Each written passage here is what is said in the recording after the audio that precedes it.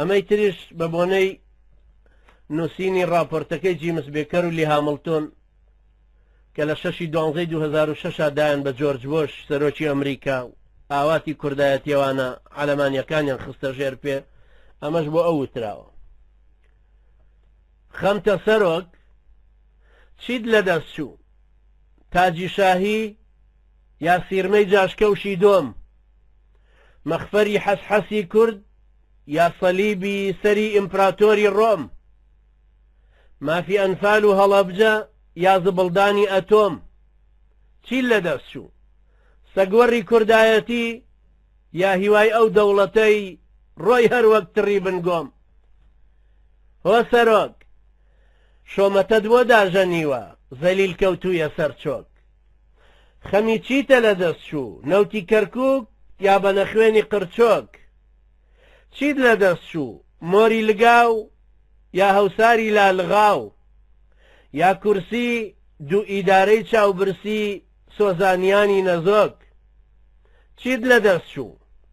عەرشی دوور یا فەرشی سوور یا دەوڵەتی کوردایەتی بێسنوور؟ داش سەرۆک، ئەوی هەت بوو بە تەوری کەس لەت نەبوو.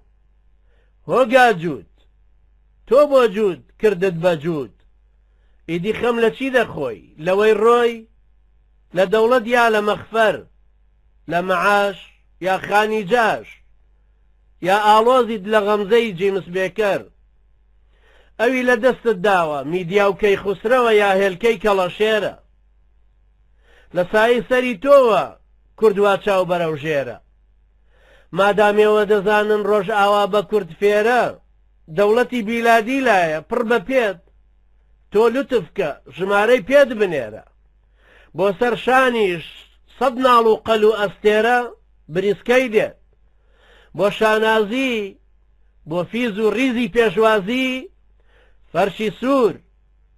ئەوی زۆر تۆخ و تێرە، لە دەوڵەتی پێتەوە تا ناڵی شان بەلەشتا دەکرێتەوە.